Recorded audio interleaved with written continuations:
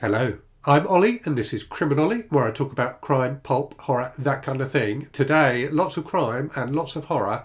It's my January TBR.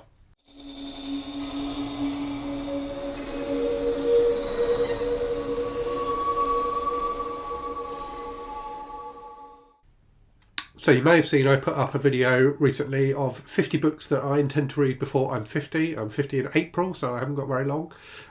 So that is something that's going to be shaping my TBRs for the next few months. But having said that, I do have a bunch of other commitments as well, which I also need to account for in my TBR. So whilst I have been kind of trying to get away from having TBRs, I've actually found for the next few months at least it's going to be really necessary, or there's no way I'm going to be able to get through the books I need to get through. So I've got a number of different projects ongoing at the moment. So the 50 before 50, reading disturbing books, reading classics. So there's a load of different things going on that means I need to be really controlled about my TBR. And in fact, it took me a good half hour once I'd added all the books I thought I was going to read in January to my TBR. It took me a good half hour to get the list down to a size that was actually manageable. So yeah, it's a bit of a nightmare this month. We will see how I do, but there are, as I say, there are a number of different things, including one that I can't talk about yet, that I'm involved in at the moment, which mean that I need to be really focused on my reading. So I have got 20 books in my TBR for January, totaling just under 7,000 pages. So that's a lot, and there's no manga or anything like that in it this month. So I think that could be a challenge, but we will see. We will see how I do. And there's a range of stuff here. So there's some disturbing stuff.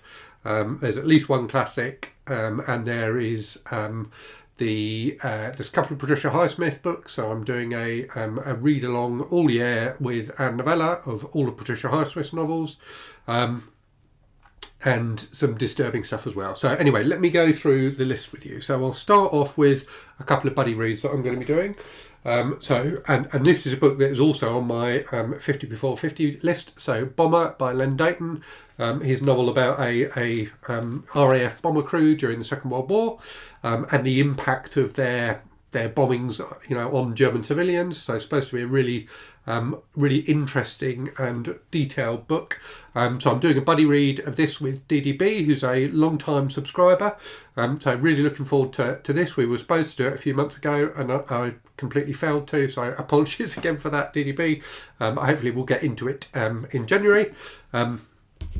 I'm also going to do a buddy read of The Howling 2 by Gary Brandner, with Brandy from the channel The Book Eclectic. So I read the first Howling book, or reread the first Howling book in December, and enjoyed it. So Brandy and I are going to read books 2 and 3 over the next couple of months.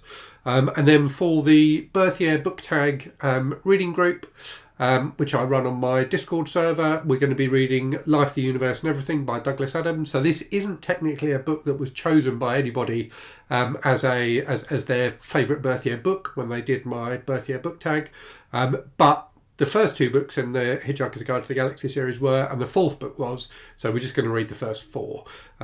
So this is book 3, as anyone familiar with the series will know.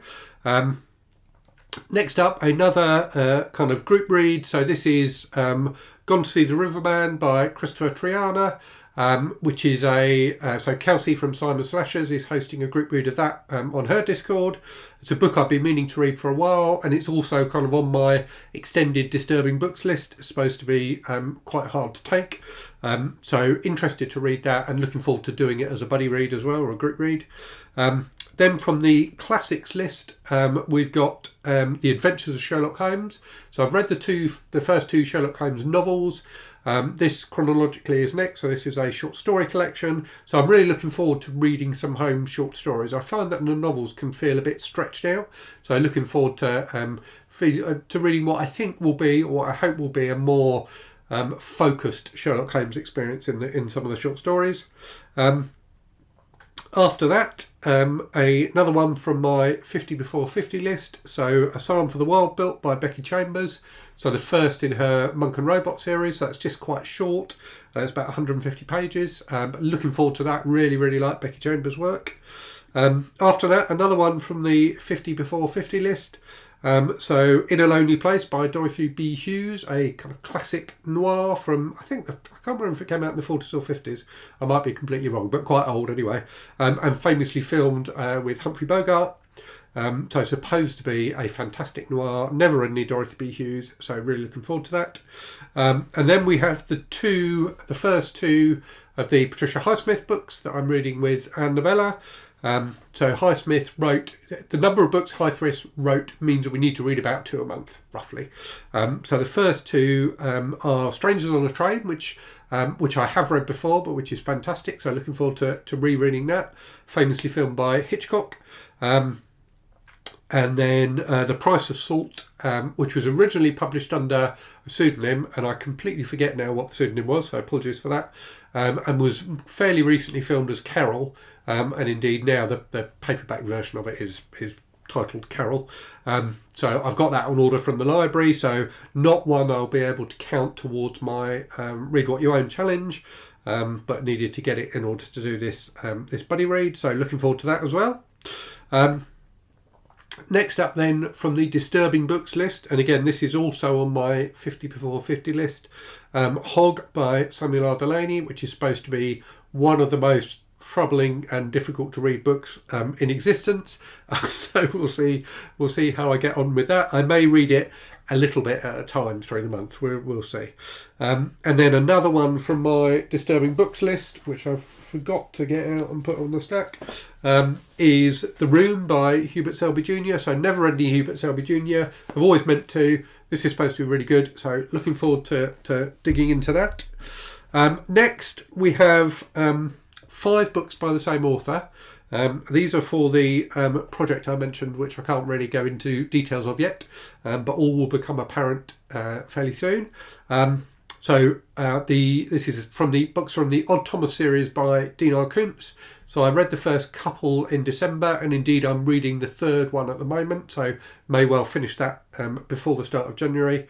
But anyway, the next 5 books in the series, and I think I haven't got these in the right order, are Saint Odd, Brother Odd, Odd Hours, Odd Apocalypse, and Deeply Odd. So I will be completing the Odd Thomas series in January. I've quite enjoyed the couple that I've read so far. They're not brilliant, but they are quite entertaining.